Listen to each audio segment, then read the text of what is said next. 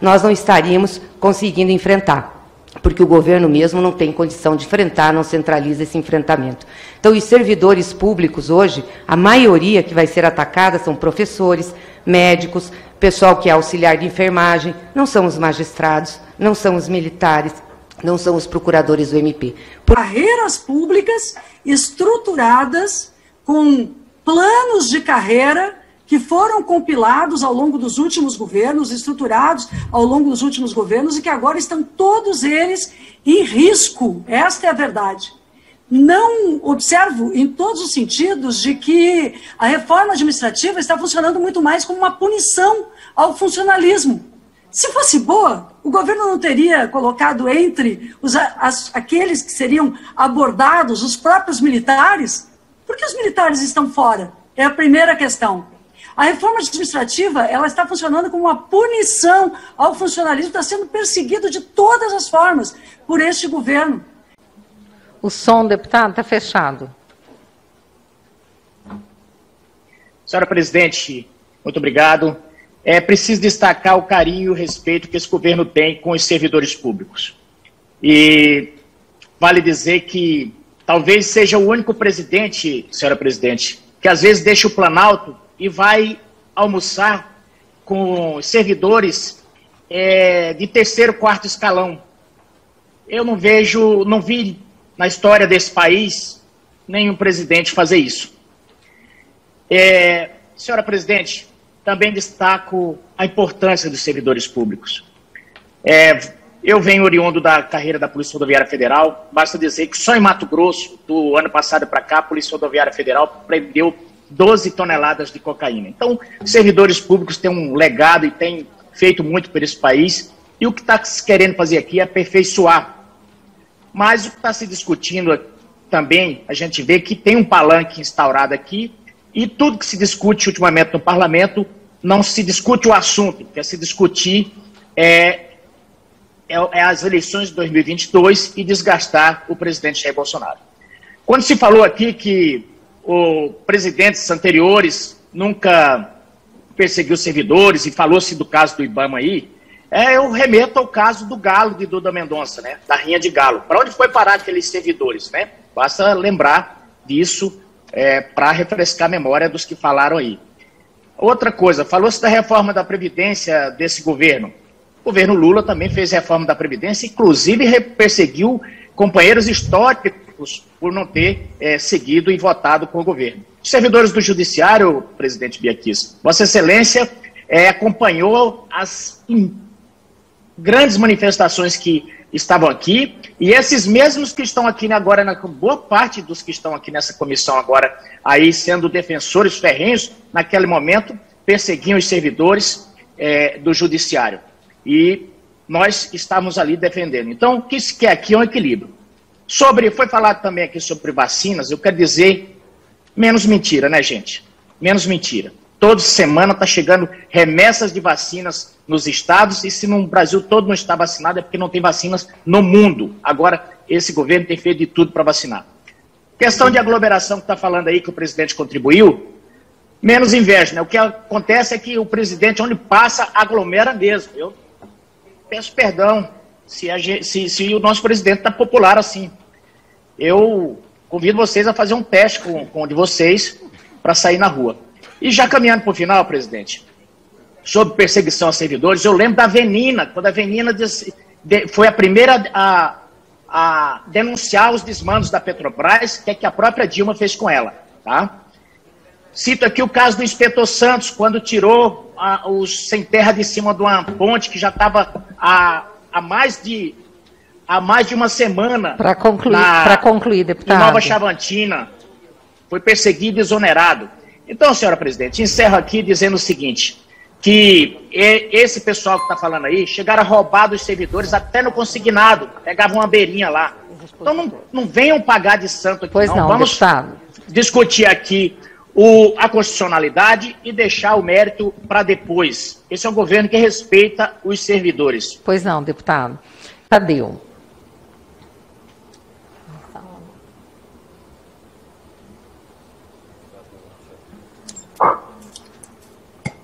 fazendo um teste de áudio, presidente. Eu consigo ouvi-lo perfeitamente, deputado.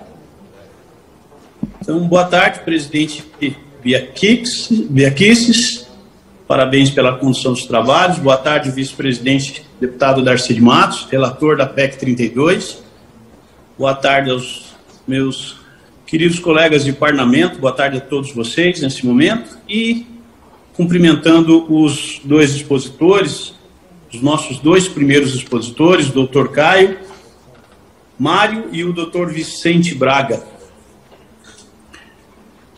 Essas primeiras audiências, elas estão sendo feitas para se avaliar a constitucionalidade da PEC 32. E desde já, eu não vejo nenhum impedimento.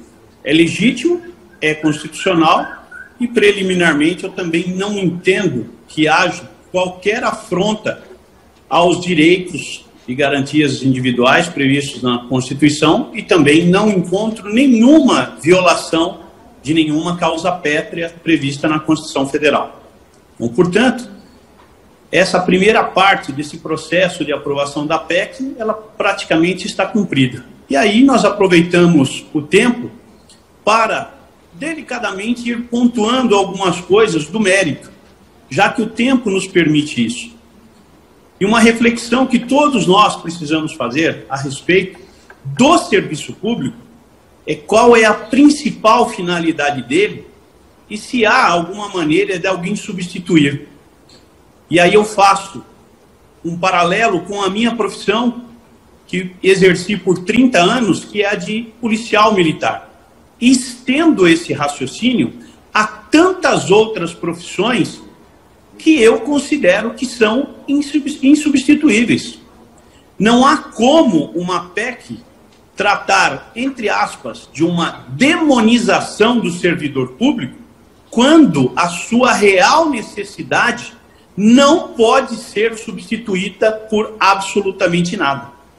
A questão da segurança pública, a questão da autoridade fiscal e tantas outras atividades, elas precisam e devem ser delegadas ao Estado.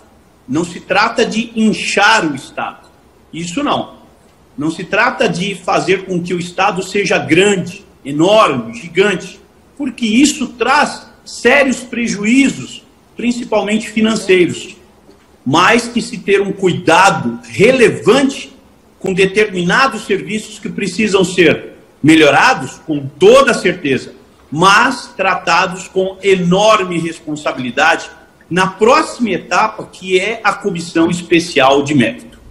Peço a todos vocês que reflitam bastante sobre isso, porque os debates serão acalorados, e eu tenho certeza que nós chegaremos a um denominador comum.